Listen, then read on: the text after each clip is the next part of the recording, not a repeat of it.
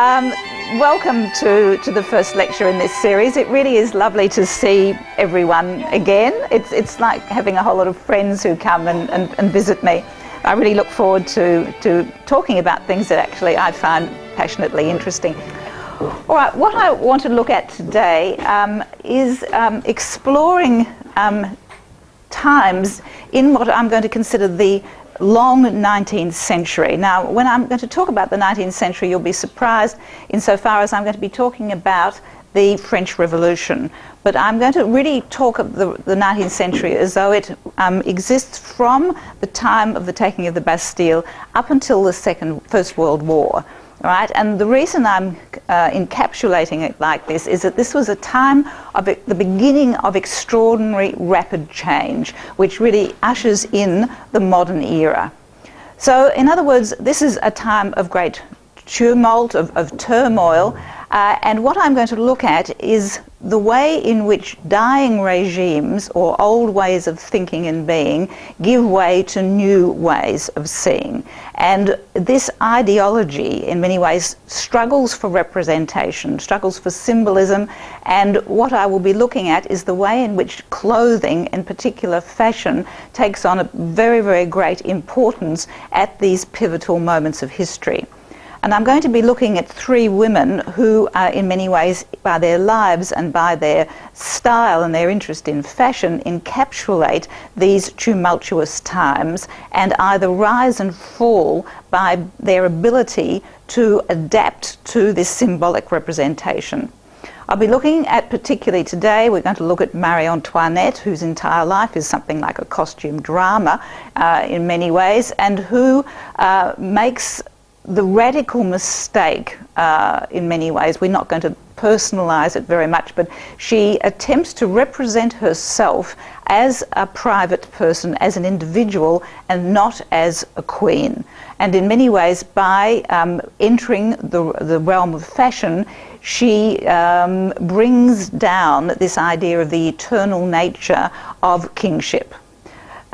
The other person we'll be looking at next week is Josephine, who is one of the toughest survivors of history, yet is so clever she manages to look as though she hasn't got a brain in her head and is like a bit of fluff, where she manages by style to adapt to the revolution, the directoire, finally being the wife of Napoleon Bonaparte. I mean, let's face it, half her luck, and then going up to becoming the empress. And she does all of this not just with style, but imposes her style throughout Europe, and in many ways is one of the first people to make Paris the centre of the fashion world and influences the idea of chic. The third person, of course, will be another empress, the Empress Eugénie, who is more or less the official ambassadress for Parisian fashion and for a whole idea of the role of women in the 19th century. We'll be talking in particular about the crinoline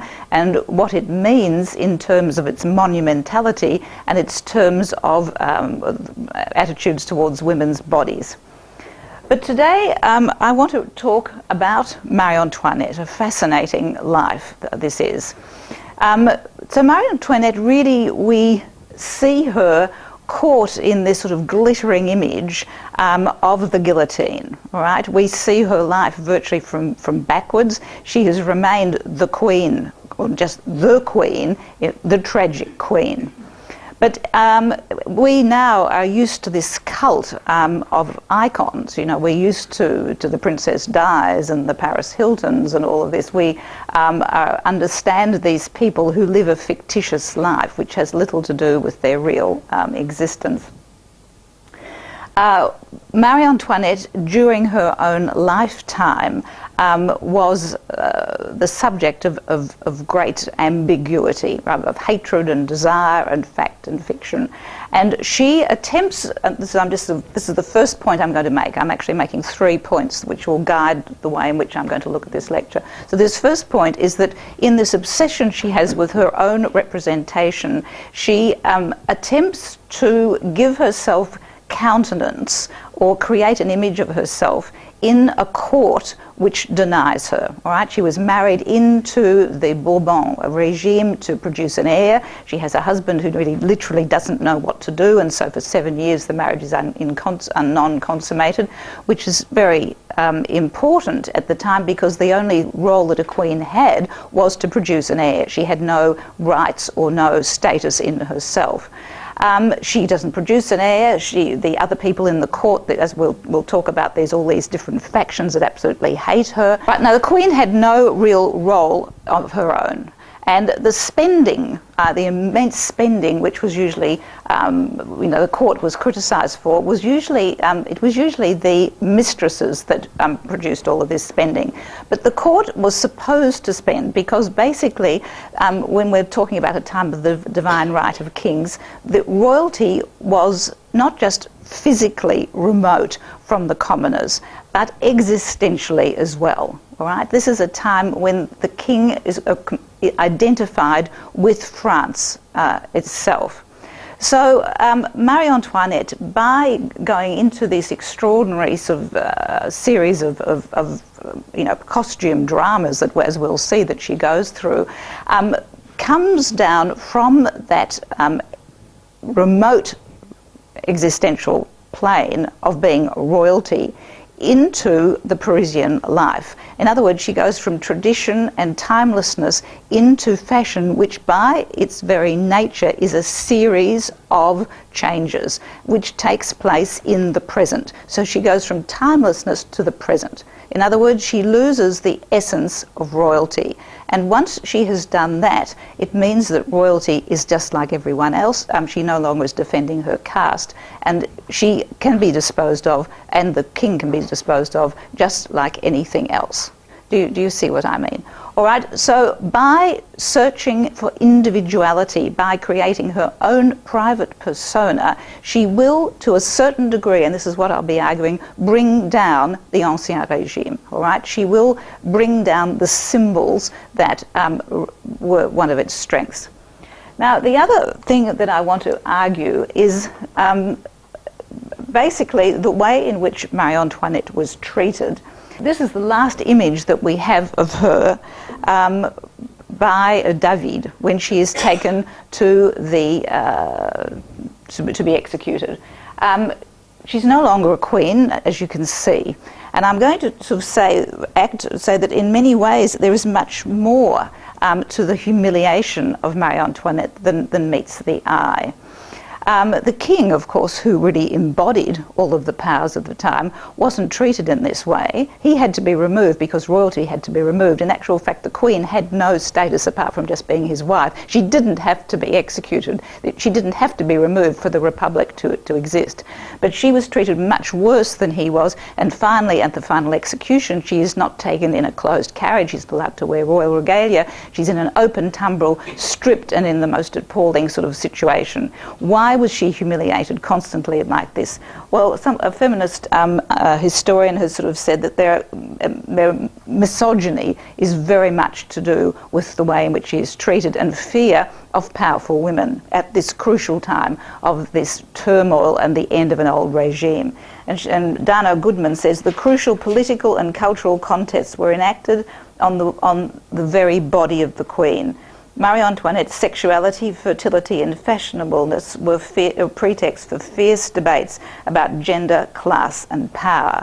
So in other words, the person who goes here to be executed is not a queen, but she is a dangerous, powerful woman who subverts masculine patrimony and masculine structure. And you have to remember that when the French Revolution arises, if anything, it is even more misogynist than the Ancien Regime. Women were not allowed to have political clubs. The people who asked for the rights of women were summarily executed as well. Now, the third point that I want to make, and this is actually really quite important in the way in which I look at this, is that the existence of what are called pamphlets, all right, or libelles. Now, these were what we would call now the gutter press. Now, the gutter press became quite influential at the end of the 18th century because of improved printing, printing presses, and they had a much wider circulation than before. So this gutter press produced an image of Marie Antoinette as this harpy. All right, here you have a caricature of her as the traditional harpy tearing up the Bill of the Rights of men, seen also as a sexual predator as well. Now these libelles, or these pamphlets, I mean, don't think of them as pamphlets, you know, the way we think of it. They were known as pamphlets, this gutter press, really based on two ideas: the old regime with all its traditional good values, and the present, which was represented by Marie Antoinette. And she, as the heroine of these pamphlets, represents every possible form of degradation, every possible sexual vice was put at her feet, you know, from incest, you know, for interfering with her son, and emasculating her husband, and by representationally emasculating her husband, it meant, you know, bringing down the image of France. She was supposed to have been peddling the secrets to Austria. All of these characteristics which had no relation to reality at all. So this was a fictitious Marie Antoinette. All right, now it's not, by its very nature, for each week, for it to be more and more interesting, she had to get worse and worse. So this heroine became unbelievably degraded. And the problem with this is we have it nowadays, of course, with New Idea, but, you know, you can, Angelina Jolie, and, you know, how many kids has she got? The problem here is, at this time, is that Marie Antoinette was living at this time of great political instability, and in fact she will be tried and found guilty and guillotined as the heroine of these pamphlets. All right, so it is the fictitious Marie Antoinette who is the one who will be guillotined. She really, there is no, very, very little relationship between this fictitious person and the real queen. So then clothes do matter, because it is through the way in which she dressed herself and her fashion choices that we'll look to at the moment, the way she represented herself, that allowed herself to be produced as this kind of horrible heroine. She managed to incite the hatred of the aristocracy, and it was they who fed these stories to the gutter press in Paris. All right, so it's via her own people at Versailles that she gets that. Because she doesn't maintain the traditional concept of royalty, she also develops the hatred of the commoners. So you have the commoners and the aristocracy coming together with this idea of the wicked queen. And she goes to the scaffold because of this. Now, I want to, these are the kind of pamphlets that I'm talking about here, you know, the Ménage is all about the ghastly things and all the sexual problems that she had. She's most amazingly, you know, gymnastic woman, if you actually read. All right, now I want to actually look at her early life, and then I'm going to look at a series of rebellions that she had against the court, and the way in which these rebellions were always represented by her, the fashion that she attempts to create. Right. Now this lecture is going to be a little bit long, if you don't mind, because there's actually a lot to explore. Well, Marie Antoinette is one of 15 children of the Empress of Austria. Now, Austria had the, the motto, happy Austria, you do by marriage what others do by war. In other words, the Queen Mother, or the Queen, who was actually the Queen, and this is an interesting point because in France you cannot be a queen in your own right, she was a ruling queen. She married off her daughters and managed to, through alliances, create peace in Europe after the 7 Years' War. Now, here, the point I'm going to make with her early childhood, and this is quite crucial by the way in which she reacts to Versailles, is that it was a relatively relaxed court. I mean, it doesn't look relaxed to us now, but in comparison to Versailles, it was sort of, you know, virtually Cairns Beach. What we have here then is the entire family. They mingled, they weren't always dressed in the most extraordinary manners. And there's some of these 15 people. Now, 10 of them survived, and Maria Antonia, this is her mother, who was a formidable character, and throughout her life has an epistolary relationship with her daughter, telling her what to do and what not to do, and constantly trying to keep her on the straight and narrow, keep saying, you are there to produce heirs, for God's sake, just behave yourself, get on with it. This is what I was trying to say about the sort of rather bourgeois life. He used to see the king with his, hair up in, the nightcap on, someone preparing coffee, Maria Antonia playing with dolls. Now, Maria Antonia was a very graceful child. Here she is at the age of 10, already taking part in a minuet with her two brothers at the time of the marriage of her elder brother. Now, because she was fairly low down, I think she was actually the penultimate child and the last girl, not an awful lot of attention was paid to her education. She managed to get away with not doing much in the way of writing. Her French wasn't particularly good, and this is a time when French was essential as a language. But however, to our eyes, she does look like a very schooled-looking girl. Now, she's still Maria Antonia. She will become Marie Antoinette when she crosses the border and becomes the wife of the Dauphin of France. Here's some pictures of her at age 13. She was the music pupil of Gluck, the great opera writer. Now, Louis XV of France decides that for reasons of peace, it would be profitable to France for him to marry his grandson, who is the Dauphin. The Dauphin is the heir to the throne. His sons have died, his eldest grandsons died. He really wants to get on with it, even though the Dauphin is only 15 and Maria Antonia is only 14. So they are betrothed at this time.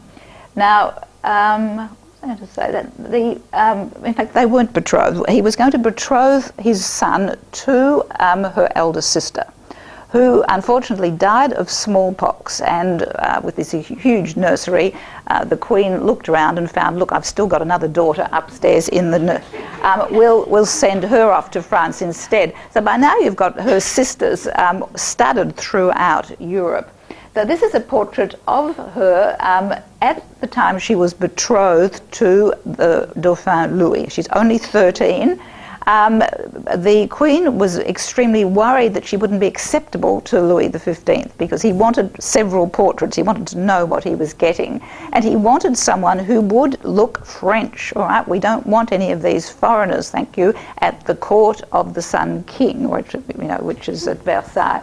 So hairdressers from France are sent over, dolls are sent over wearing clothes from the French court. There's a huge frenzy. Even a dentist is sent for the French court, and she has her teeth rearranged. There's a crash course in French, and finally this portrait is produced, which has great effect, and she is accepted as the Dauphine.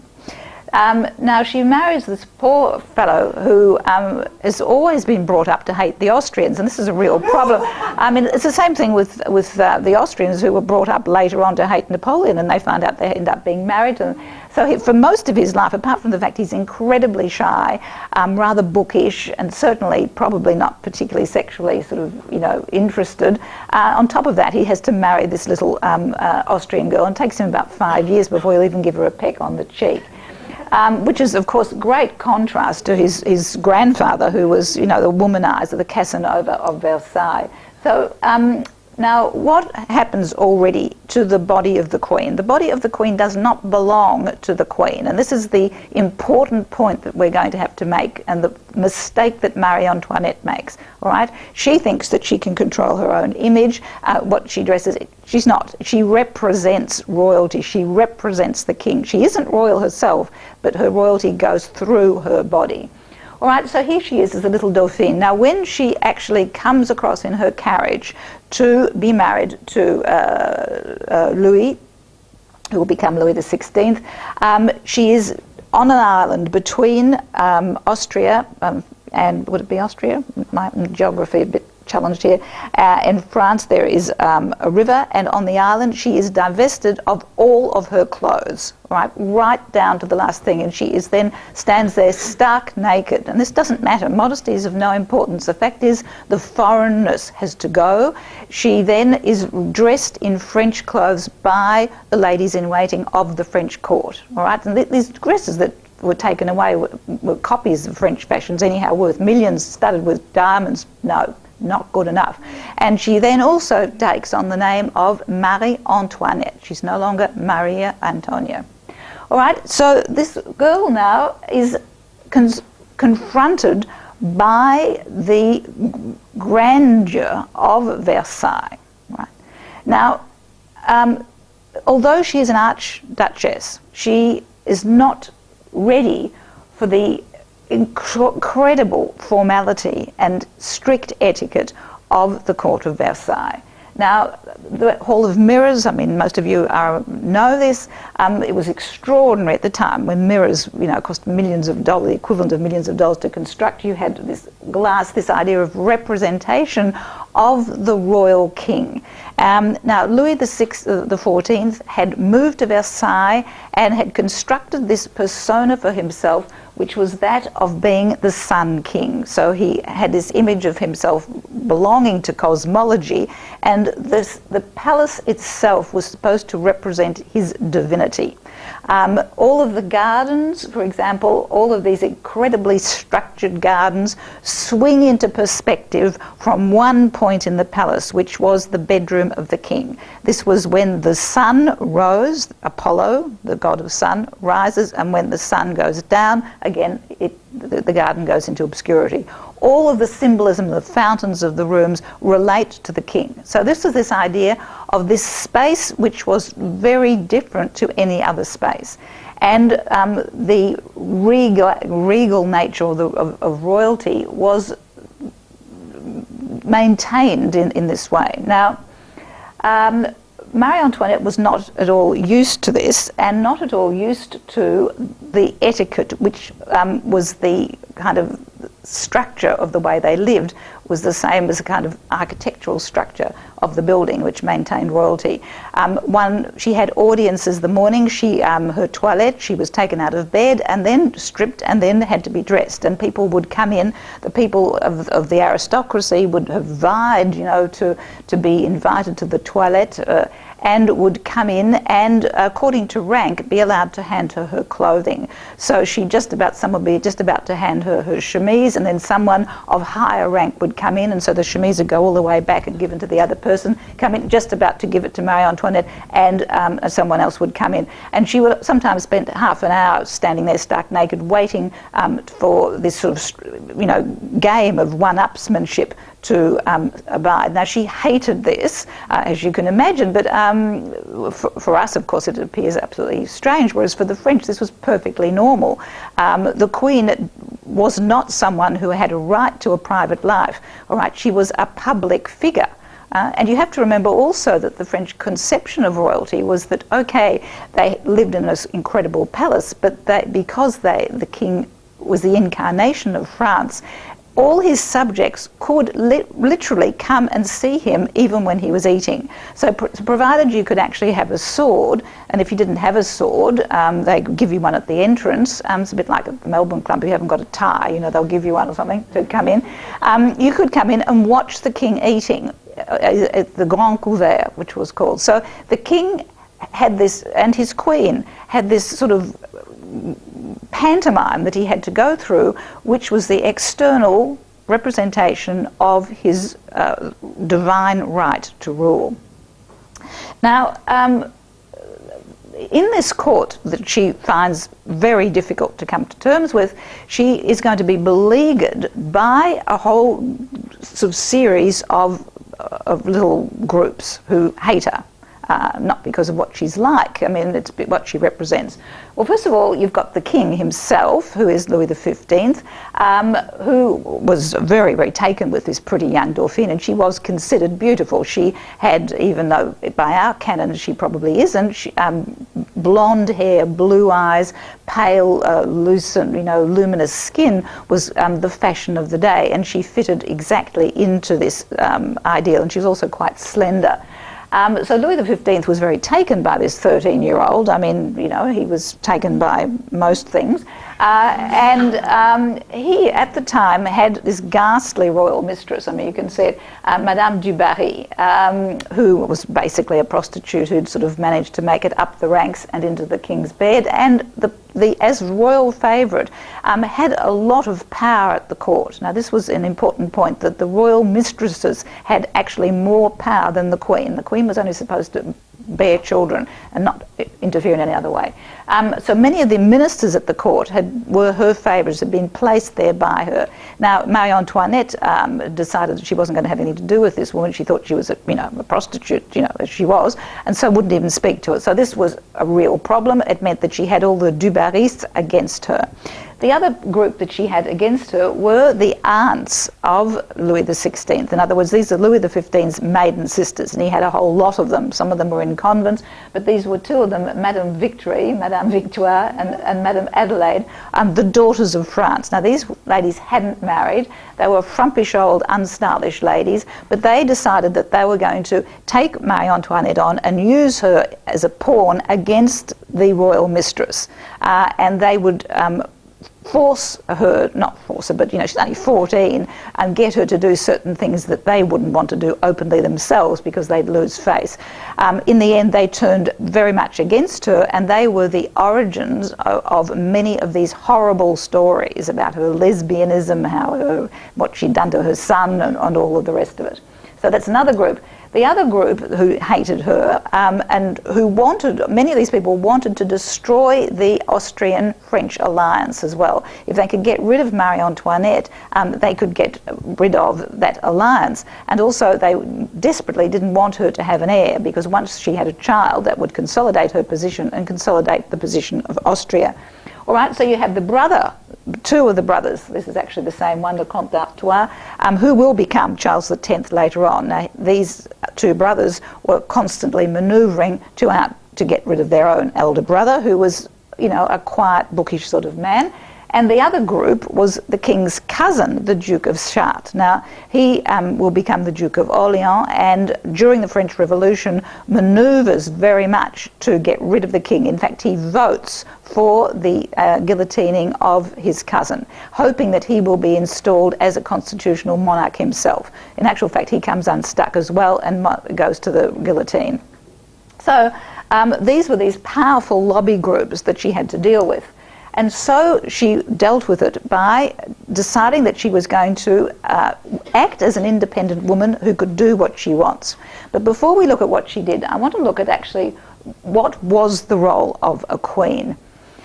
Well, in France there was a thing called the Salic law, S-A-L-I-C, which had begun at the time of Clovis, it was codified in the 17th century, which says that a woman can never rule. So you can never have a queen who rules in her own right. The only time a queen has any power is when she is appointed as regent for her sons. This is where you get Marie de Medici and Anne of Austria, who act as regents with their son as a minor. Now, the queen then is someone who, by definition, is a foreigner. Now, the queens were married into the French royal family to network and to establish alliances. So therefore, this hatred that people had of, Marie Antoinette calling her l'Autrichienne, the Austrian, is not explicable in these terms, because all queens were foreign.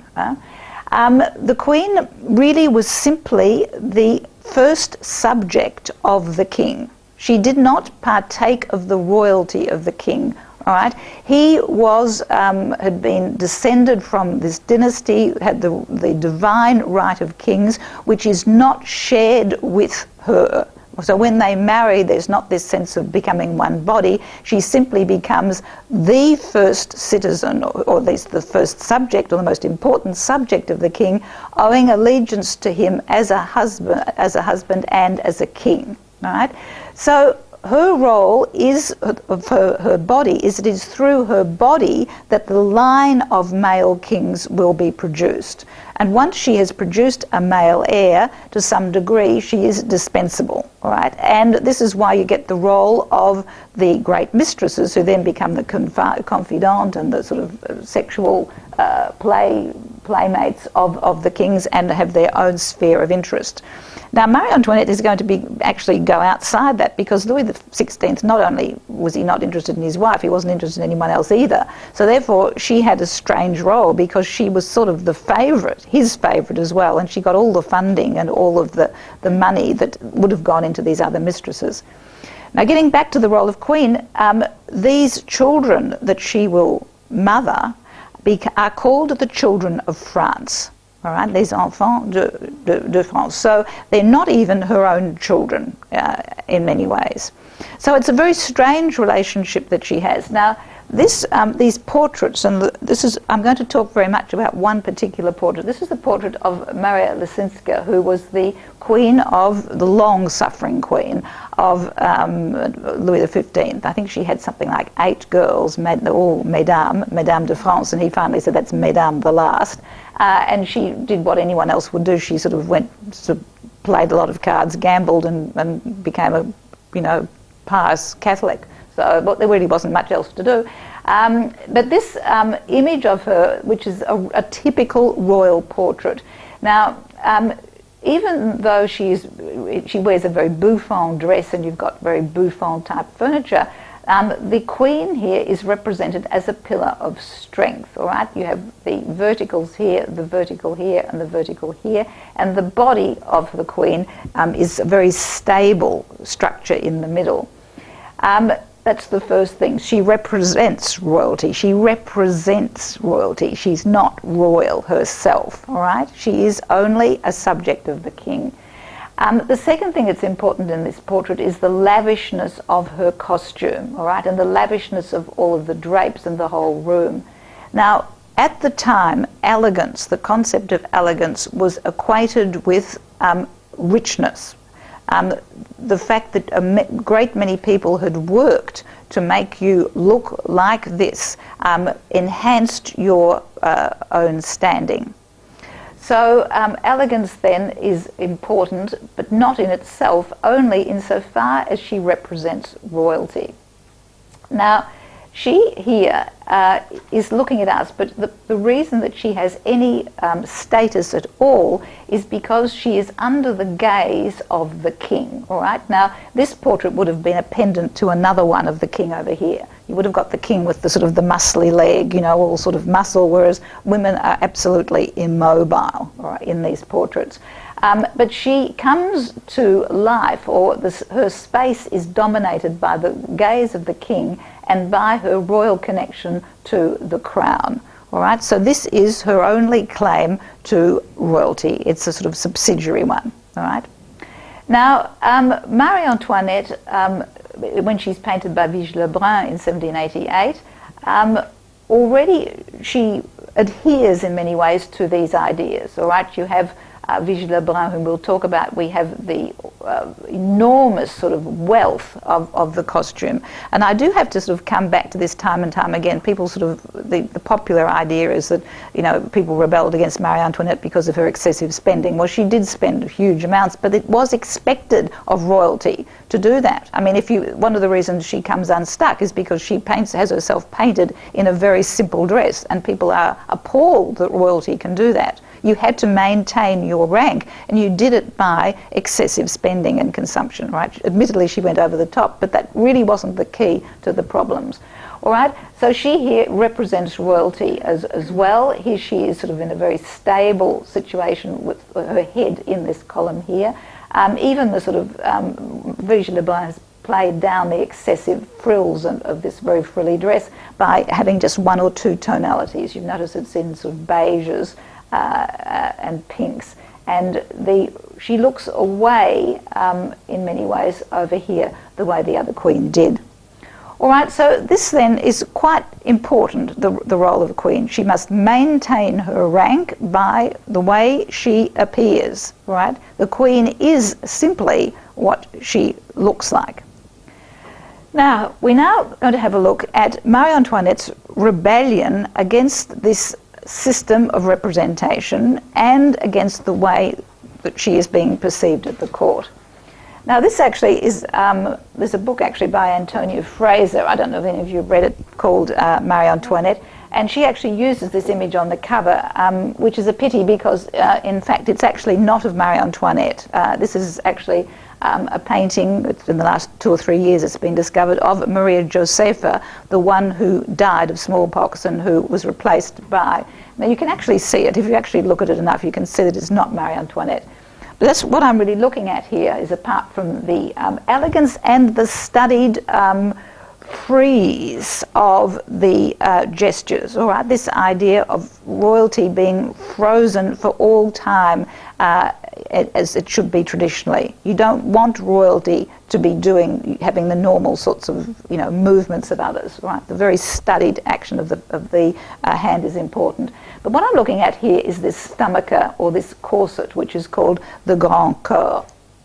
Now, when one came to Versailles was called ce pays-ci, this country, all right? And they had their own ways of speaking, they had their own ways of moving. And Marie Antoinette, when she was schooled to become the Dauphine, one of the things she had to learn was to glide, all right? Women glided. They didn't walk with these huge paniers, which were on either side and attached to the corset. They had to manage to look as though they weren't moving, and even to dance with these incredibly long trains. And don't forget, there weren't any toilets or anything at Versailles, and often there were sort of things that you had to negotiate, particularly the little dogs had left. So it wasn't easy to look regal and maintain this. Now, she did it superbly. I just wanted to show you the extraordinary sort of yards and yards of material that go into these clothes. Now, all of this was maintained by a bodice or a corset. Now, there are no corsets of Marie Antoinette. This is the only one which remains, and it's not really a corset, it's a kind of a bodice, because her clothes became the point of hatred against her. And this is drawn out in all of the outrages that she undergoes. For example, when the people besiege the Tuileries Palace and the royal family have to flee to the convention or the Assemblée Nationale to be protected, they don't go in and they don't take the furniture, they don't take the curtains or the tapestries or the art. They go for her clothes and they destroy the clothes, or the women, the fishmonger women, go out and wear them. And so there's very, very little which remains of her clothes up until the time that she's in the tower or in the temple. However, what she did do was that she refused to actually wear the grand corps. Now, the grand corps originally was something that only the queens and the daughters of France, in other words, the innermost royal family, wore. It was much harder than a normal corset. Originally, it had been made of metal. It had now been sort of modified with incredibly strong stays, so that it meant that it pulled you right back. I could probably do with one. Your movements were very difficult, but you had to sort of glide because you couldn't move forward and you'd fall over. She decided that she wasn't going to wear one, and she was encouraged into this by the two old aunts who sort of it was almost like a Cinderella story, and they said, look, you don't wear it and we won't wear it either. But it didn't matter with these ample women who then went around and wore cloaks so that you couldn't see what they had on. But of course, Marie Antoinette, every time she's being dressed, the ladies in waiting knew exactly what she had on. And soon it was the scandal of the court, because this was seen that she was no longer acting as a queen, all right? Already in the sort of intimate underwear level, she was refusing the role of Queen of France. So this is where right from the very beginning you get this idea of Marie Antoinette as a foreigner. You know, she doesn't understand, you know, that when she changed from Marie Antoinette to Marie Antoinette and got the new clothes, it really wasn't a transformation. She doesn't want to really be royal. And this will be gradually amplified through the rest of her life. All right, so eventually it takes her mother, has to write, it gets back to Austria by the ambassador, and the ambassador's told, you know, comes in a deputation sent from her mother, for God's sake, you know, put your corset on.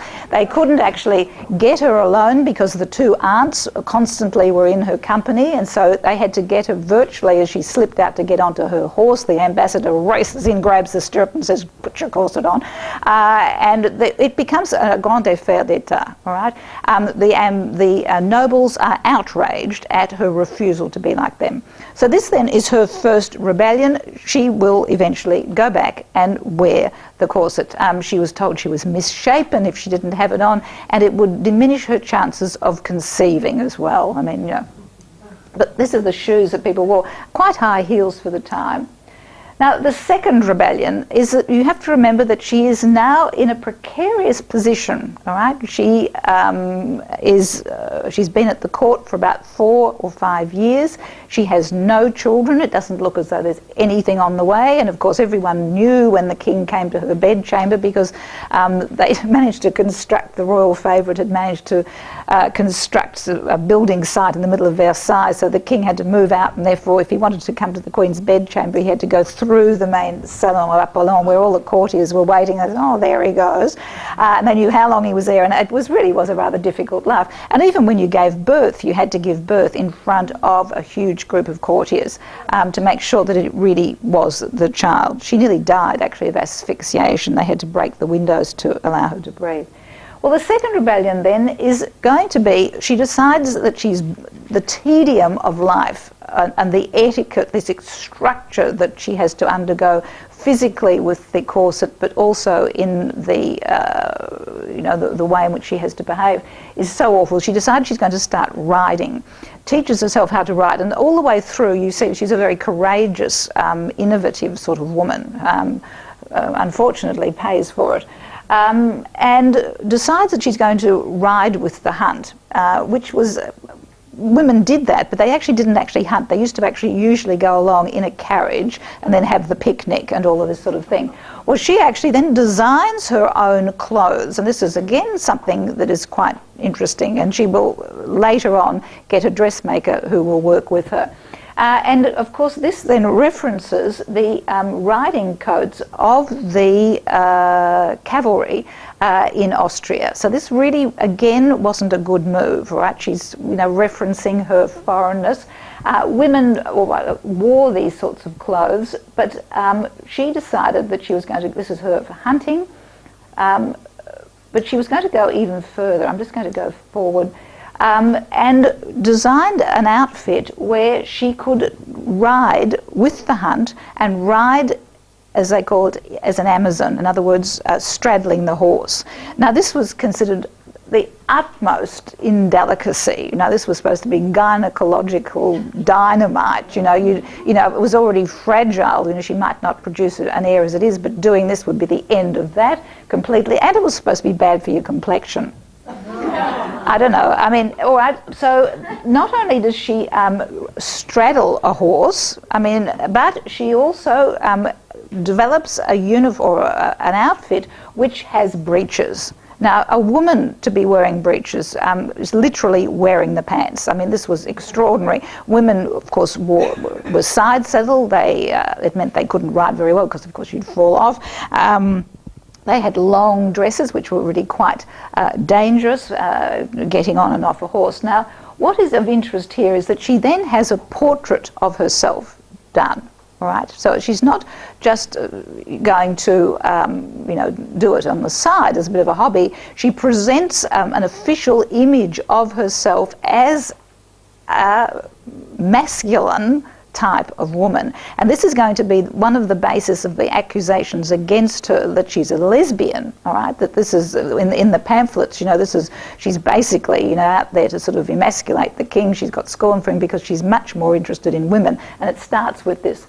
Now, I wanted to go back to the image. What she's really referencing very cleverly is the portraits of Louis XIV. Now, kings hunted, not because that they were just sort of cruel to animals and they had bloodlust and all of that, was that the hunting was a kind of representation of war, all right? When they weren't at war on a horse killing the enemy, they were on a horse killing animals, all right? And so it was a sort of a way, it's through this blood and gore, they showed their prowess as leaders of the nation. So the royal hunts were something that they always had when a visiting monarch came.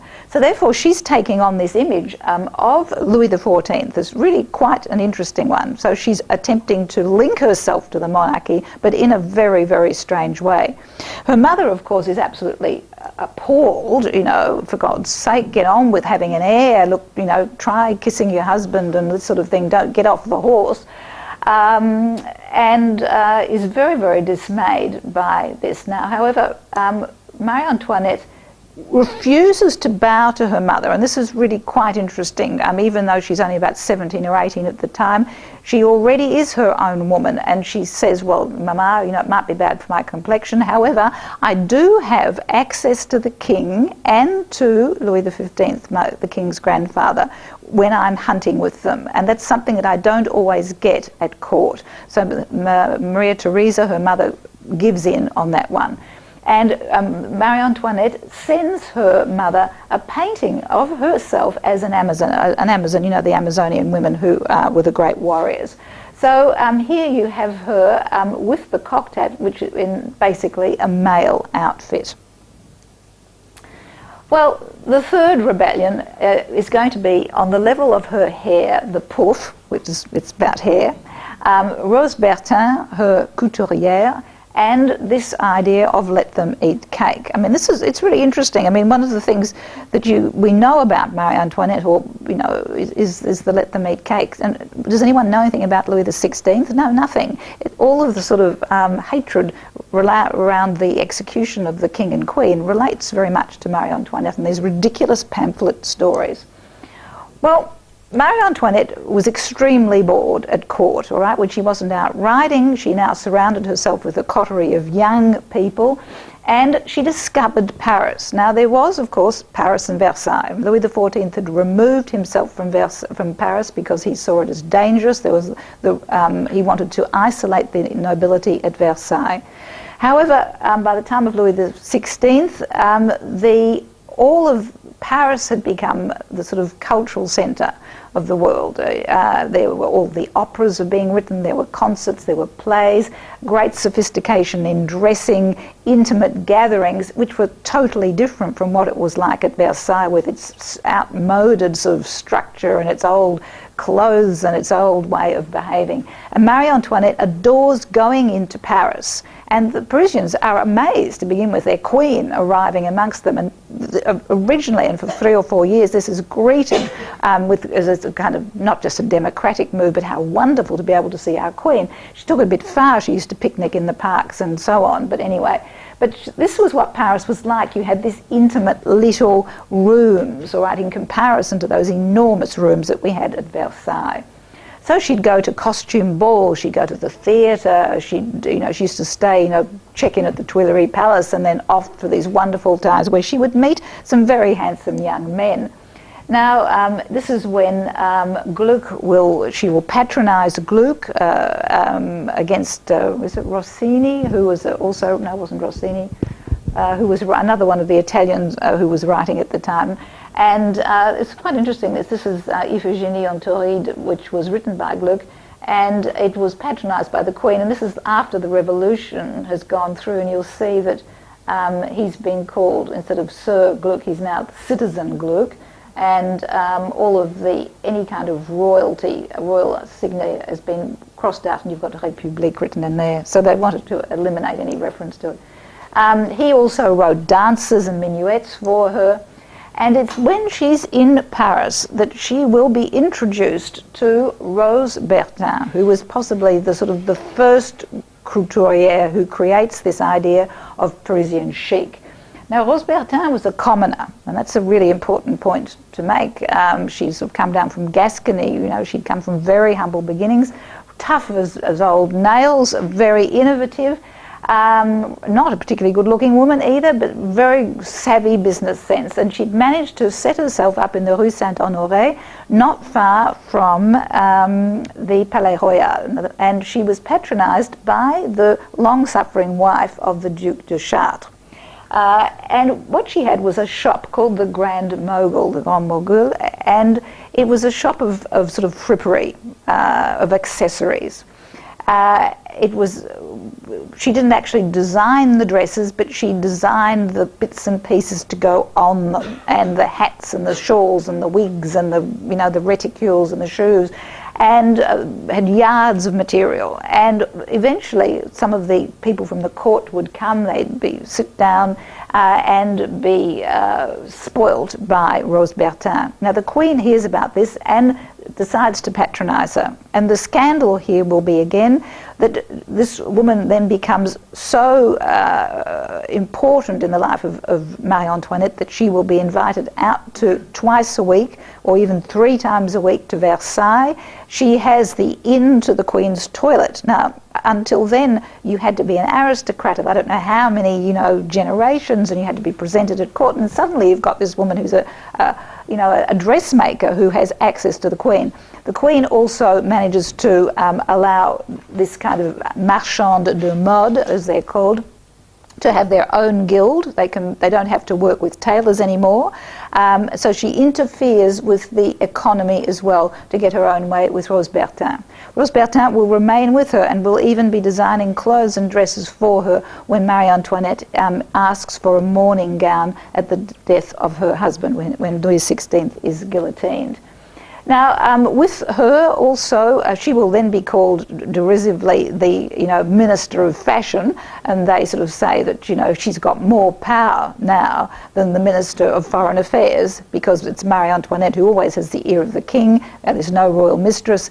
So this foreigner, this low-class woman has too much power. This will scandalise both the commoners and the aristocracy. Also, there will be someone who is her great hairdresser, and we'll look at this in a moment. Now, Rose Bertin, through her connections with the Queen, becomes famous throughout Europe, and all of the other crowned heads of Europe want to look like the Queen, because the Queen literally has become a fashion icon. She's become a fashionable Parisian woman, all right, as opposed to Queen of France. That 2 completely different things, all right? And so by becoming just simply a fashionable Parisienne, she loses her rank. She doesn't maintain her caste. All right, so these dolls are called Pandora dolls, and they're sent over to England. The Duchess of Devonshire, for example, whatever her name is, Georgina, ends up with her clothes. She becomes quite friendly with Marie Antoinette via Rose Bertin. Right? Now, also, there was a great hairdresser who was a friend of Marie Antoinette. Léonard was his name. And he also becomes extremely powerful at court because of his connections with Marie Antoinette.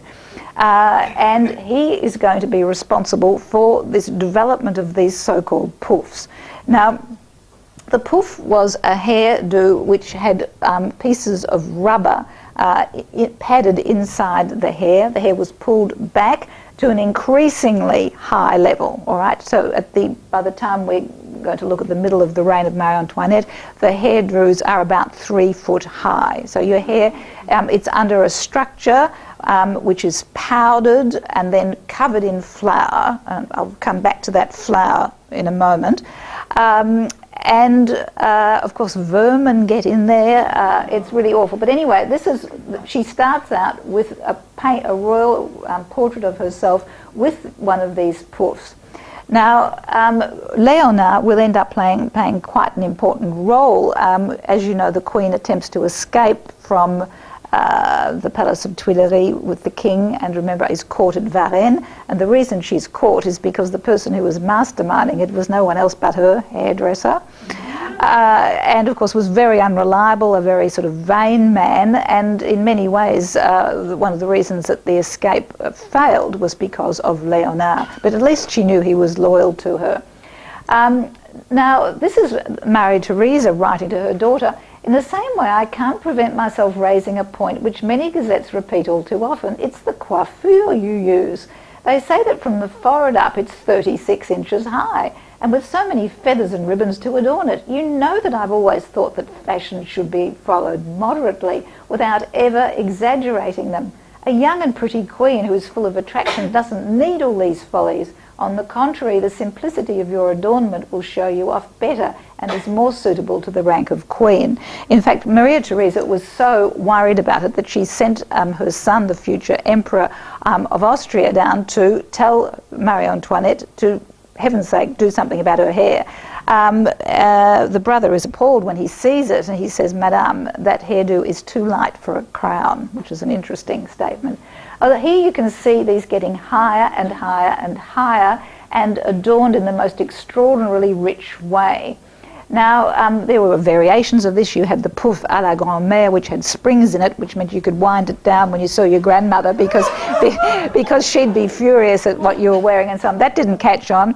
In other words, this now became the queen set the pace and everyone followed. And so she's also now accused of ruining all the bourgeoisie in Paris who've spent most of their time week after week trying to follow the fashions. Now, this is what it eventually ends up at, the most extraordinarily top-heavy. People couldn't do anything, of course.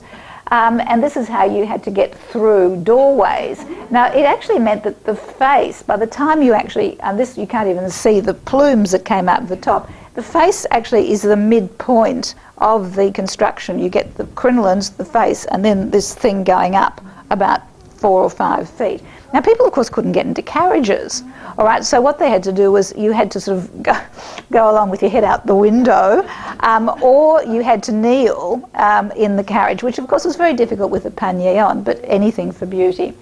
Now, these were called pouf, and I'll give you an example of some of them there.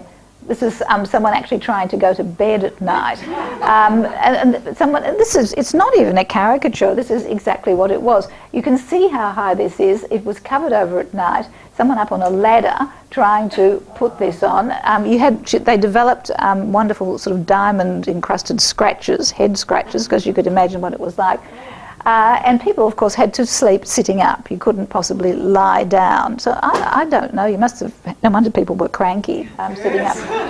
Now, one thing that's really interesting about this is that this was maintained by a heavy dusting of flour, all right? And it's during this time that the flour wars break out in Paris, when there's this dearth of flour, there's not enough flour for bread, and these conspicuous hairdos, which she had now made so fashionable throughout Paris, were accused of taking flour away from the people. So part of this origin of, let them eat cake, there is this connection with her overconsumption of flour for frivolous uses, but of course there's no proof that she ever made anything, that the meat brioche or anything like that.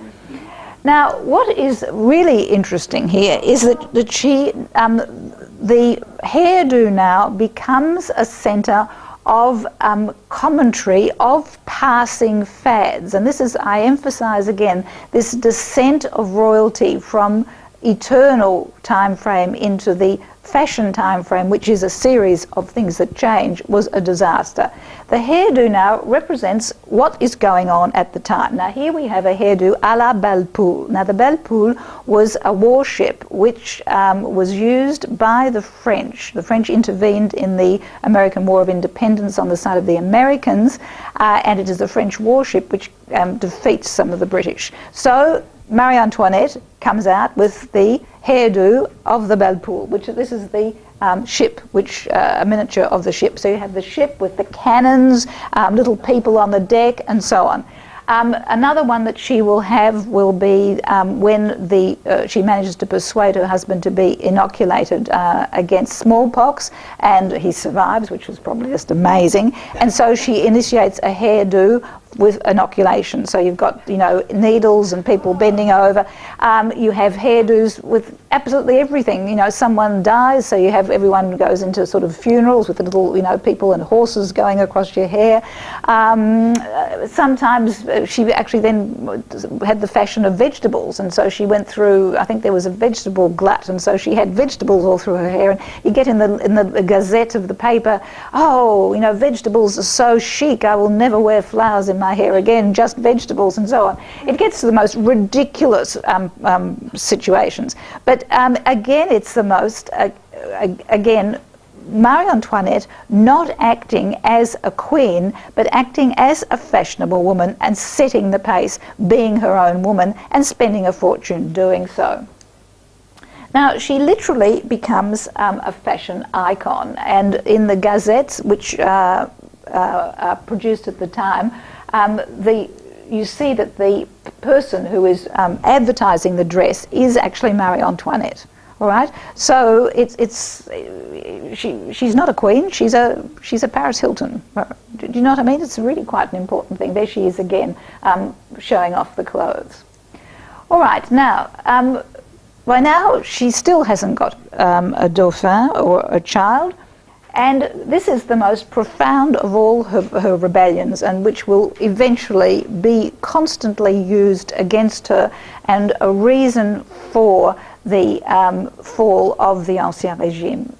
Now, the Trianon palace, this is the little Petit Trianon, had been built in the grounds of Versailles as a little pleasure chalet by Louis XV for his mistress at the time, Madame de Pompadour.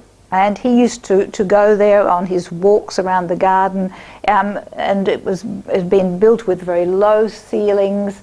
It had a small garden. It was exactly the opposite of Versailles. It was where the king could go and relax in the company of his mistress. Well, unfortunately for Madame de Pompadour, she died before it was finished, and of course in the blink of an eye, goodness, haven't got a mistress, better get another one, give her the Trianon, and it is taken over by Madame du Barry. Eventually, Louis XVI, when he marries Marie Antoinette, gives it to her, and she then takes it on as something which will become forever associated with her legend when she was playing shepherdess.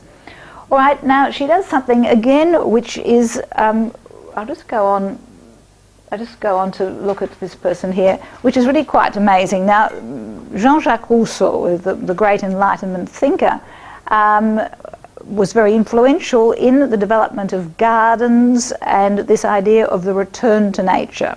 The simplicity was very important.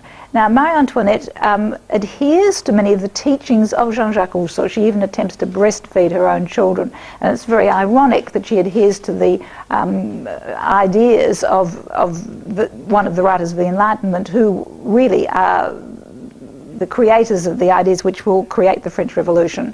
But she adheres to them in a rather superficial manner.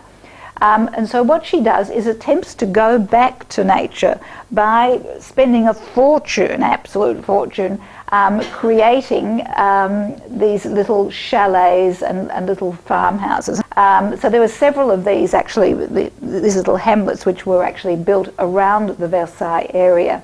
Now what is important here is that the English garden was completely different from the structure of the Versailles garden. It represented intimacy, it was the changing seasons, but the worst thing for Marie Antoinette is that it was a reference to foreignness again. Rather than upholding the timeless traditions of the French garden, the French architecture, she was meddling in these sort of piffling English modish gardens.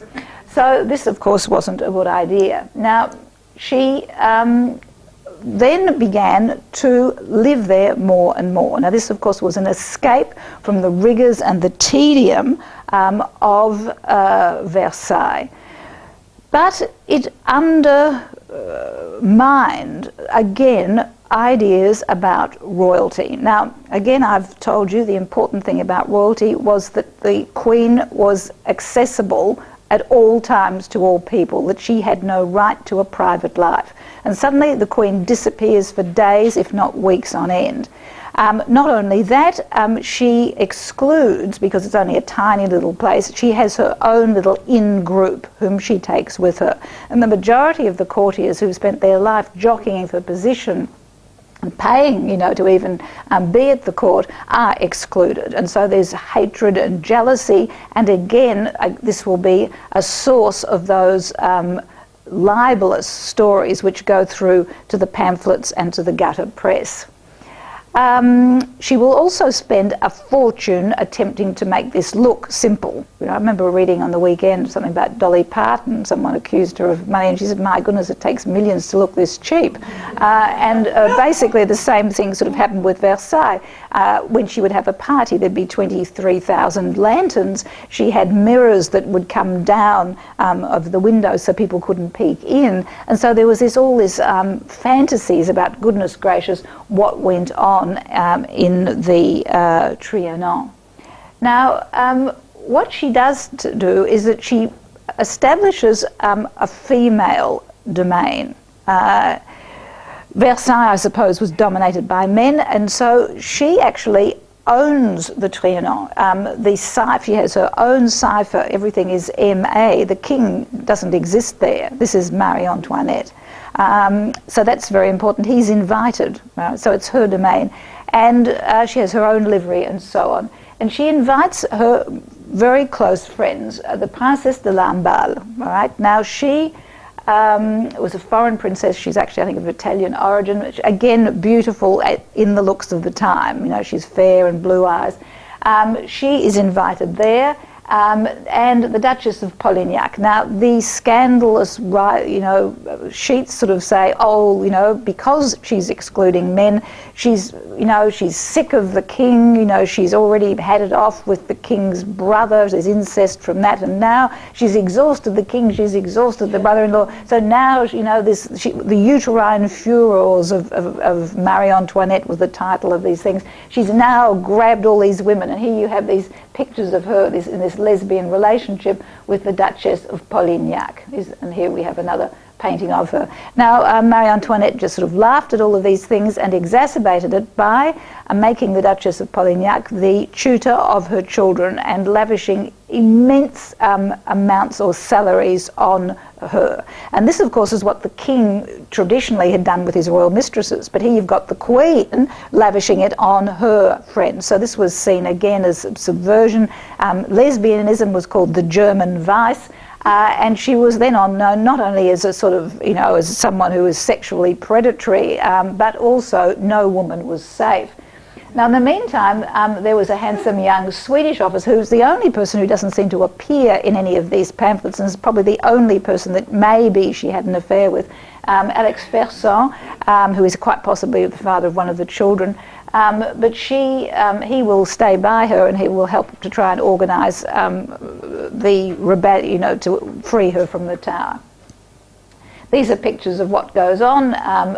Because people didn't see what she was doing at the Trianon, it was considered to be just a place of utter debauchery. Now, when she was actually there playing shepherdess, you couldn't really do this in the clothes of the time. Remember the huge panier with the corset, the extraordinary hairdos and the jewels? And so Marie Antoinette starts now to dress and to develop clothes which will suit her life at the Trianon. And this was called a robe à la polonaise. Now, it's been shortened so that they can go out and have their picnics, and they can have their fireworks, and they can play blind man's buff, and it's really quite amazing the games that people played in those days. But she could sort of, pretend that she was a milkmaid and all of these things. It doesn't look particularly relaxed to us, but because the poufs still remained, but they were poufs that had flowers now. And now, of course, to keep the flowers alive, you had to have little bottles with little things that you could squirt to keep the flowers alive. So you had these little bottles dangling around. Really quite an amazing time. Anyway, this is called à la polonaise because it was the skirt was divided into three, and this is a reference to Poland having been divided into three by the Treaty of Russia, Prussia and Austria. So it was all, everything had a political connotation. Now, Marie Antoinette then begins to adopt a form of dress which will be her downfall in many ways, which is the levite or the gaule, G-A-U-L-L-E, which is a kind of, looks very like what people used to wear underneath their crinolines, the chemise. All right, this is what people had near their skin. Now, you will note two things with this. Firstly, that she has done away with corsets, all right, or there's only quite possibly a sort of a small thing to keep her, from falling out everywhere. Certainly not the grand corps. She has abandoned that, and she has abandoned the petticoats as well. And this, of course, was a kind of a style which was perhaps developed in Paris by the Parisians, but it is taken up by Marie Antoinette and she makes it her own. A queen making her own fashion, which is completely different from the traditional fashions that denote royalty. Now, what did denote royalty? Yards and yards and yards of very expensive material, velvet, silks, satins. She abandons all that for muslins, cottons, which aren't even made in France. In fact, heavens above, you have to bring cottons in from England. So again, it's shown as she's patronising foreigners. Not maintaining her rank with material. Patterns, not maintaining a rank with patterns. The whole idea of wearing rouge and wearing very strong colours was to show your rank, to show that you were different, to show that you could afford these colours. The bright, very bright colours. She now goes in for beiges and pastels and greys because these fit with the very simple decor, well, the expensively simple decor of the Trianon palace. And these are the colours that were worn by the bourgeoisie in Paris. So in other words, she's dressing down. Also, she favours little patterns like sunblasts or things that had flowers, which are reference to Rousseau and Return to Nature, and she invents her own colours. You now have the colours which are called, for example, cheveux de la reine, the queen's hair, which was a golden colour. And of course, then she's accused of ruining industry, because as soon as industry gets the latest colour and produces bolts and bolts of cheveux la reine, she's on to something else the next week and no one can sell it.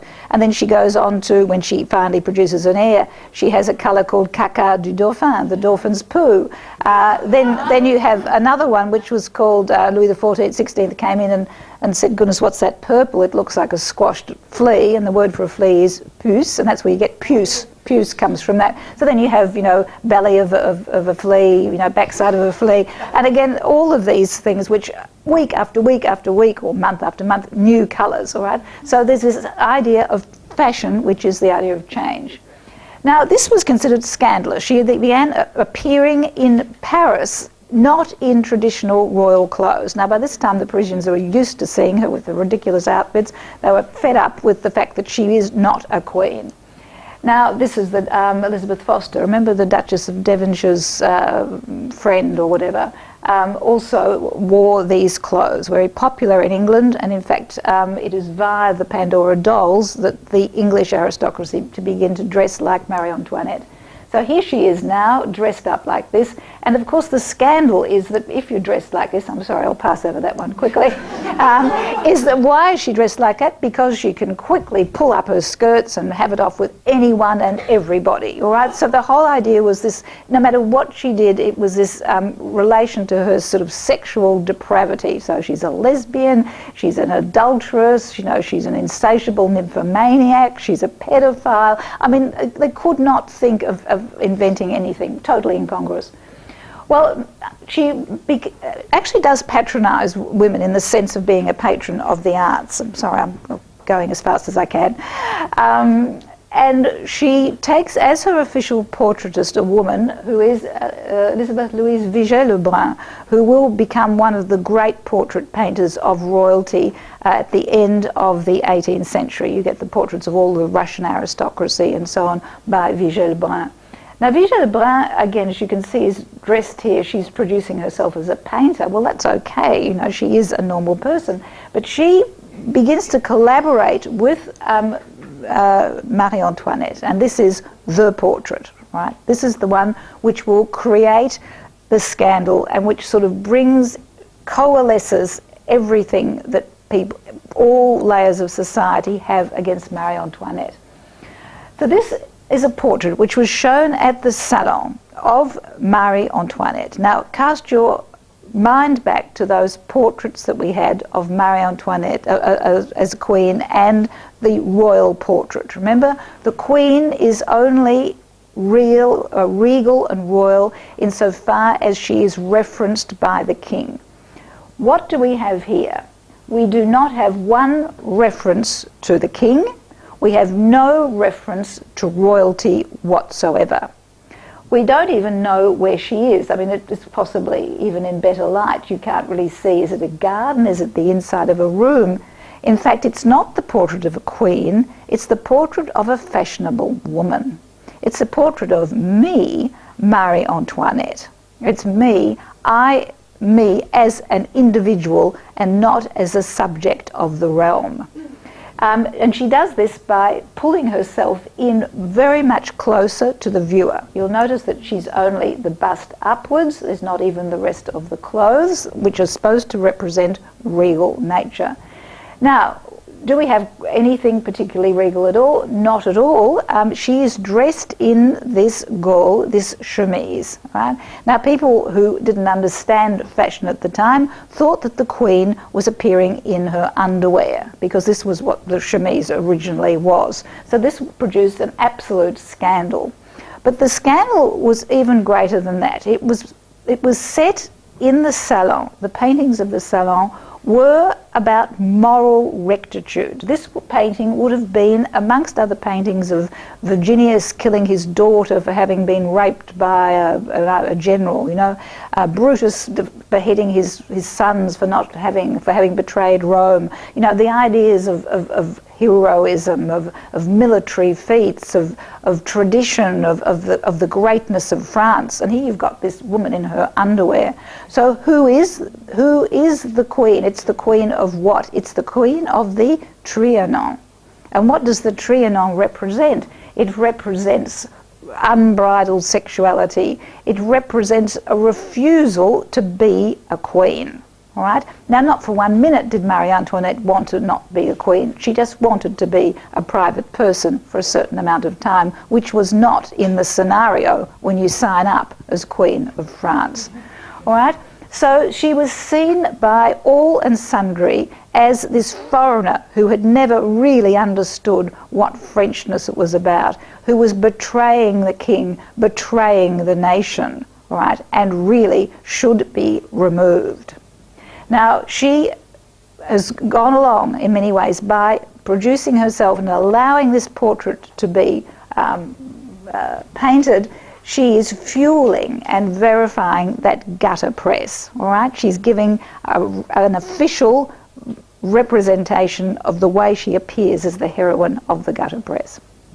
Now, the mistake was realised, and very quickly in the same year it is withdrawn. After a couple of months it's withdrawn, and Vigée-Lebrun repaints the painting like this. Now you now have the two of them side by side. She now is a queen, and by the way, she's holding a rose which represents the House of Habsburg, so that really wasn't too good at all. Either not only is it me, Marie Antoinette, but the only reference to anything is to the Habsburgs. In a climate of paranoia and extraordinary tumult. So here we have her back with the regal hairdress, still very much a fashionable woman, but at least not in this avant-garde gear. Now, and that was painted again another couple of years later, trying to make out that really it was just a mistake. We really didn't mean that at all. Now, this produces a tumult of pamphlets against her, and you get this ridiculous one here, which I wanted to show you, which is Antoinette of Austria, that's the way she's called, Antoinette of Austria, and this, or the dialogue between Marie de Medici and Fédérante and the queens of France. So in hell, evidently, this is where they all are. They're all in hell, aux enfers, and they're all down there discussing Marie Antoinette, all right, how awful she is.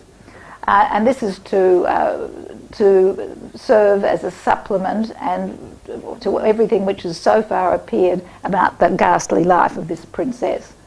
All right, this is about there. Now, this dress, which now becomes the symbol of depravity, appears again and again. Now, for example, when she attempts to flee with the king and is caught at Varennes, she was actually wearing a disguise of an old servant woman. But when it's actually drawn by Le Sueur, he draws her in this Gaule outfit. So in other words, it's become synonymous with her escapism and the wicked queen. Again, during the diamond necklace affair, now I haven't time to go into this in great detail, this is when she is set up, or actually an adventuress, Jeanne de la Motte, manages to convince the Cardinal de Rohan, who wants to get into the good books of Marie Antoinette, that Marie Antoinette really wants a diamond necklace, and he gives an awful lot of money to this woman, who then squanders it, takes it away. When the necklace is finally brought to Marie Antoinette, she says, but I never had anything to do with it. And they said, but there was a meeting, and in actual fact what had happened was she had set up a meeting with an actress who was playing the part of Marie Antoinette, and this actress met in the copses around Versailles. The Cardinal de Rohan handed him a Habsburg rose and said, yes, I want the necklace. And what was she wearing? To make sure that it was the queen, she was wearing this chemise or this gaule. So this had become the outfit of depravity, all right? And anything could be achieved in that. This is actually a painting by Vigée Lebrun of what she probably looked like when she was without her wigs, this sort of extraordinary sort of strawberry blonde hair. Well, while all this is going on, Maria Theresa is extremely anxious about the fact. Now, I'm going to be going about a quarter of an hour over, if you can stick with me to the execution. Is very, very worried about the fact there's still no heir, because, I mean, the treaty with Austria isn't sure. I mean, there are precedents for queens being divorced and sent back where they belong. So she sends her son, Joseph, who comes down to meet the queen and the king. And the king and Joseph takes Louis XVI aside and tells him how to do it, basically. He had a real problem. I mean, I won't go into details, but I think he had a tight foreskin or something. I haven't got any men here this time. I didn't want to go into it before, but anyhow, he seemed not to be able to go through things. So in the end, he managed to grit his teeth and think of France, and began to produce some children. Now, you'll now get, she has a daughter, first of all, who becomes Madame Royale, and then this is the first Dauphin, little Louis Joseph. This is probably the first Dauphin, and here she now has paintings of herself as a mother, but you notice that she's still in the Gaule. And this is the third child who will die in the temple where he was imprisoned. There's been a lot of controversy as to whether actually it is was he saved, was another child substituted for him. And quite recently, about 3 years ago, the doctor who had carried out the autopsy on the body of the little king took the heart. And his descendants, I think about 4 or 5 generations, whatever it is, gave the heart back to the French state, and they did DNA testing on it with some of the hair of the queen that she'd actually given to her favourite, the Princesse de Lamballe, and by the DNA they proved that this little boy actually was the Dauphin. He's now buried at Saint-Denis with the rest of the royal family. Well, once she has managed to produce these children, she then goes into overdrive, depicting herself. Marie Antoinette has realised that there is a great problem with her representation. And so we have, this is the archetypical one, which is now at Versailles. Marie Antoinette as the regal matriarch, all right? She isn't a queen, she's the mother of the children of France, all right? Here we have little Madame Elisabeth, who will go on and marry her cousin. Now, all of the Bourbons obviously had reproductive problems. The other brother of Louis XVI, who comes to power as Louis XVIII, has no children, although his wife was a bit of a shocker. Then the son of Charles X, who marries her, they also won't have any children. So the line dies out very, very early. This is the little Dauphin who will die at the age of 10 of tuberculosis after suffering for years. He had it in his bones. He's pointing here to the empty cradle. This was the last child, Marie-Sophie, who died after about 6 months. So by the time of the French Revolution, these are the only 2 children which remain. This is the little boy. And Marie Antoinette was passionately devoted to her children, and this will be used against her by her jailers. So we now have a series of paintings of her in a regal status. She's now reverted to attempting to look regal, even though it is a modified court gown. She obtains from the king that she will no longer have to wear the panier, that she will no longer have to wear the great corset, but that she will adhere at least to some kind of decent dress. We have these, even in the last one here, where she is dressed up here, she wears the colours of Austria, which is black. She has the Habsburg rose. She doesn't give up representing herself always as the daughter of the Queen of Austria. Well, the embattled Queen. Now, the Queen, Louis XVI, I don't want to go into the politics of the time, but he was a very indecisive man. And in many ways, part of his, if he'd taken a stronger hand, maybe at the time of the Revolution, perhaps the monarchy would still exist. However, there are huge deficits. Marie Antoinette becomes known as Madame Deficit because of her spending, which now is been seized upon by the pamphlets. Instead of being royal, it's now seen as detrimentary in the face of problems. With the great economic problems, Marie Antoinette steps in and asks the king to recall Necker, N-E-C-K-E-R, which was the great Ministry of Finance, the father of Madame de Staël, whom I'll mention later on.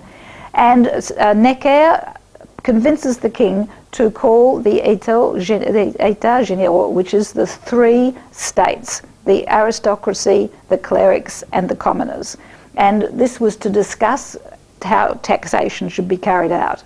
At that time, the nobles and the church were not taxed, and the commoners bore the brunt of all of the taxation. Now, the commoners were 96% of the population. Now, when this was convened, it was a magnificent ceremony where you had the 3 orders, the commoners in black, and Marie Antoinette again studies what she's going to wear very carefully and again gets it wrong, all right, this sense of representation. She's now gone back from, she's realised that this representation of herself as a simple peasant, people could no longer work out who was a servant girl, who was a peasant, and who was the queen. So she goes back to representing herself as royalty. So she arrives at this parliamentary decision, which is talking about the woes, the economic difficulties, the taxation burdens of 96% of the population in shimmering silver with the entire panoply of the Habsburg and the Bourbon diamonds in her hair, all over her, and her husband in gold cloth with virtually diamonds on the soles of his shoes. Now this goes down a charm, as you can imagine, and it is so bad that the first speaker gets up and harangues Marie Antoinette for her appalling behaviour, and this is unbelievable. Now, the king, what does he do? He falls asleep. He's always profoundly depressed, and his way of getting away from things is to fall asleep. And so she's left there in her shimmering colours being harangued. And to show their lack of respect for the royalty, the commoners, the tiers état, put their hats on. All right, deliberately. They all, as soon as the king comes in, instead of taking their hats off, they put their hats on. So this importance of costume and importance of representation is massive. Well, I don't need to tell you that from this, the commoners are locked out of the vote. Louis XVI becomes anxious about there's going to be a riot. He calls in the army, and this is when you get the Parisians needing gunpowder, and they think they can get it from the Bastille. So that's when they, storm the Bastille. There's all of 5 prisoners there, but anyhow. And later on, the French women then march to Versailles, get hold of the king and queen, and bring them back as their prisoners to the Tuileries Palace. Now, I just want to mention one thing that happens during the time when these fisherwomen burst into the palace and attempt to murder the queen. She manages just to sort of escape through a palace, through a back door. Finally, the king and queen have to appear on a balcony, and they manage to sort of, subdue the crowds and agree that they'll go back to Paris with them. But some of the guards have been murdered. And as the king and queen are in their carriage going back with these, surrounded by these crowds of screaming people, they have the idea of getting the heads of the murdered guards, and they take them to a hairdresser nearby and have the hair powdered and puffed and done everything exactly the way the queen used to, and put the heads on the pike and put it against the window. So what is important about this is this the way in which people saw her excessive clothing and individuality as the heinous crime. They didn't do it about the king, all right? It's the queen whom they hate. All right, so now dressing becomes a matter of life and death, and of course people begin to adopt the tricolour. Now the tricolour, of course, develops when the king is forced to go into Paris to meet the Convention, the Assemblée Nationale. He now no longer has any power. Lafayette is there, and at this time of the revolution, it is more or less thought that they will attempt to create a constitutional monarchy like that in England. In other words, you still have a king, but he is subject to Parliament. All right, it's only later on that they decide they must abolish the monarchy totally. So the king goes along, not sure of what to do. Arrives, and everybody used to wear cocarde in their hats. The royalty always had a white cocarde. So the colours of Paris, now Paris has taken at arms, are red and blue. And the mayor of Paris hands him the Parisian cocarde, and poor old Louis XVI doesn't know what to do, and he puts it on top of his white cocarde, which is where you get the red, white and blue, the union of the monarchy with the colours of Paris. When he comes home and sporting this cocarde on his hat, Mary Antoinette says rather aspishly, "I thought I married a king, not a commoner." All right, so from now on, she is forced in many ways to start wearing revolutionary dress. Right, and so she has to conform outwardly, and this is one of the things that people always had against, that she's accused of at the end of her life, as dissimulation. All right, okay, all right, now she's wearing the red, white and blue. But in fact, she was plotting to wear something else. Indeed, it was true, because by the time they're now at the Tuileries, she plots to leave, to escape with the king, go back to outside, get the troops of Austria to come and put down the revolution. And stupidly, again, she can't just go and do it in a normal dress. No, she has to 6 months make these extraordinary dresses, again using Rose Bertin, and of course the people know that the Queen is preparing these dresses, which are again in the colours of royalty: green, the purples of the Habsburgs, black again of the Bourbons, and so on. So she, by the colours of the symbolism, she's going completely against the colours that she wears to these public occasions. And of course she will be denounced. One of these dressmakers' friends they're more or less suspicious that there's going to be an escape because of the clothes again. And when she does try and escape, she escapes with 15 trunks of clothes. I mean, if it were me, I would have hopped on a horse and gone. But no, this sense, and she had to have a hairdresser who would make her look good when she got to the other side of the border. So this lumbering coach that went at about half a mile an hour, by the time the alarm was given, it was very, very easy to catch them. These are the kind of hairdressers and things which now become fashionable. And I just want to sort of say one thing which is ironic, is that revolutionary dress will become the dress which Marie Antoinette had made popular, which is the chemise, or the lévis, the engole, covered by what is called a lévite, which is a kind of a tight-fitting top and a skirt underneath.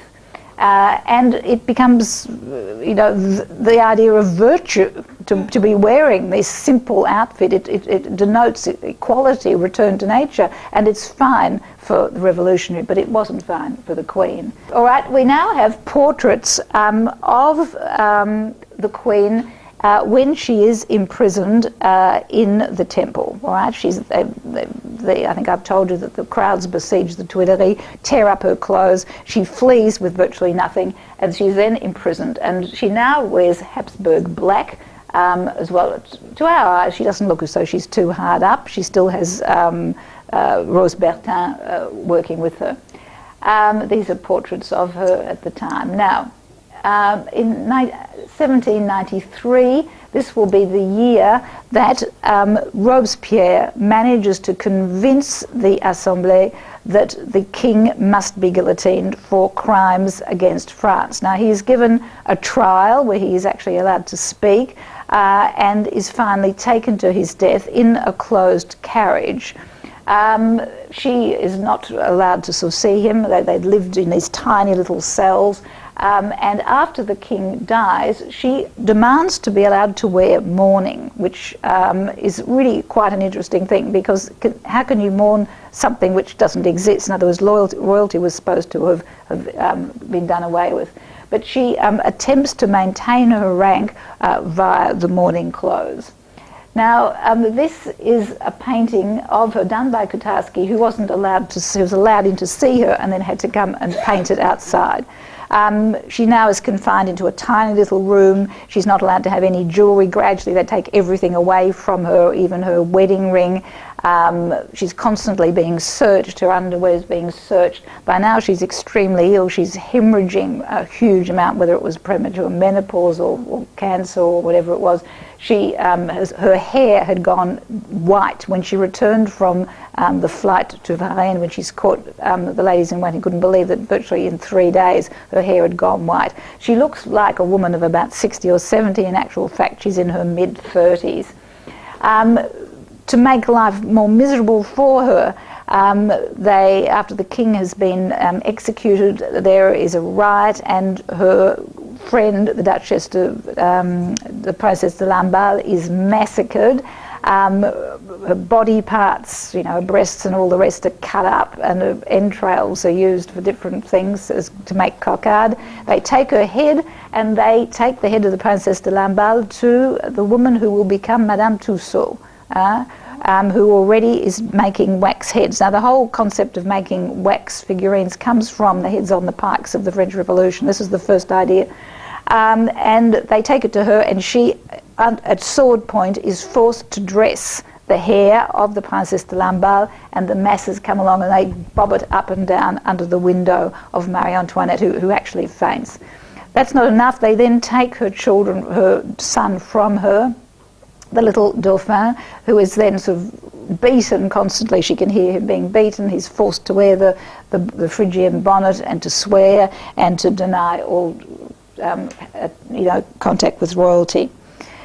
Now, she will be then taken to her trial, dressed. Now, by now she has nothing. She has no one to work on her hair. They've taken away the only kind of mirror that she has.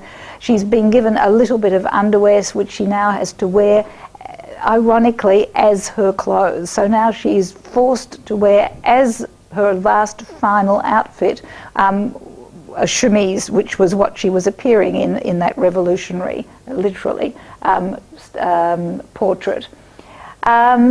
She has managed to sort of keep one clean. She's allowed to have one maid who works with her, but she's always got a guard watching her. She can't do anything when she dresses or does anything. The guard has to stand and watch her, and she's an extremely modest person, so she really did suffer a huge amount. She's finally accused of crimes against the nation. Now, this is what I'm returning to, that second point that I made. What crimes? Why kill the Queen? The Queen has no position except in relation to the King. The King is dead. The monarchy is dead. She has no royalty in her. Why execute her? Well, she's going to be executed as this person of the pamphlets, right? And she is tried for the things that this heroine of the pamphlets was supposed to have done. She's put before a tribunal, and she's accused of having debauched the little Dauphin of 10 to such a degree that he'd lost one of his testicles or something. And this was this idea that she was trying to sort of literally emasculate the future of France, that she'd poisoned her other son, but particularly this accusation of having handled her young son, and they say, Marie Antoinette, you haven't answered the accusation. And she sort of says, I have nothing to answer. And she turns to the women in the audience, who actually were the women, many of whom had come and brought her the fishwives, and saying, as a mother, how can you accuse me of such a thing? And there's absolute silence. And in fact, even applause for her. Now, Robespierre, when he hears this, is furious. He breaks his dish in rage. If anyhow, it doesn't make any difference. People are amazed by her composure and so on. Now, one person who was writing at the time, a great writer who will be the initiator of the movement, romantic movement in France, Madame de Staël, who is the daughter of the Minister of Finance, and she actually has written a tract against these pamphlets, seeing what is at stake with the treatment of Marie Antoinette. What it really means is this misogyny. Why is this woman being crucified like this? And she speaks to all women, and she says, Republicans, constitutional monarchists, aristocrats, if you have known unhappiness, if you have needed pity, if the future raises in your thoughts any sort of fear, come together, all of you, to save her. And then she says again, talking to women again, I return to you, women, whose lives are all sacrificed with that of so tender a mother, whose lives are all sacrificed in the outrage that will be perpetrated against weakness by the annihilation of pity. It is the end of your dominion if ferocity reigns. It's the end of your destiny if your tears flow in vain. So Madame de Staël has understood that there's more at stake than just this debauched fictional queen, the big spender, the fashionable woman. It's this fear of women rising to power. What are women asking for in the French Revolution? They're asking for the vote. They're asking to be citizenesses on a par with men. Already Olympe de Gouges, who was the great champion of women's rights, who wrote not just, tract for the rights of men, but tract for the right of women, was taken to the guillotine. Mérige de Tauvin also was guillotined for trying to start up women's clubs. And so we get Marie Antoinette in many ways going to the scaffold as a symbol of powerful women. She doesn't falter right until the end. She's an extremely courageous woman. The moment when my ills are going to end is not the moment when courage is going to fail me. And so we return to this image of her taken to the guillotine without any of the accoutrements of royalty or even decency. She's had her hair cut, and this is glimpsed by David, the great painter, who will paint most of Napoleon's propaganda, painting a sketch of this is what she was. There was absolute silence as she went to the scaffolding. There weren't any cheers. People, in some ways, on some level, realised what was going on. So she is tried and executed as a woman, not so much who has emptied the coffers of France, who has brought down the monarchy, but as someone who is too powerful. And this is what a powerful woman, where a powerful woman should be, with her hands behind her back, paying for having stepped outside that traditional role as a woman, but of course as queen as well. This is a death mask made by Madame Tussaud of her, and years later, when her body will be recuperated, this death mask will be used in the marble statue at Saint-Denis. Now, if those of you who know, this is the royal mausoleum, the Basilica of Saint-Denis outside Paris, where all the kings of France are buried, and this is Louis XVI and Marie Antoinette. This here is what is called the chapelle expiatoire, which is built on just off the Boulevard Haussmann, not far from the Madeleine.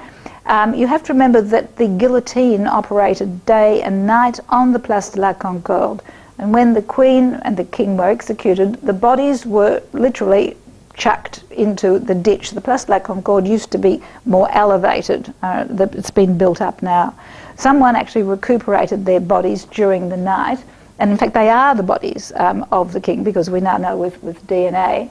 And this, when his brother Louis XVIII came to power, this chapel was built in the memory of the last you know, at least, well, not the last of the Bourbons, but of that appalling guillotining.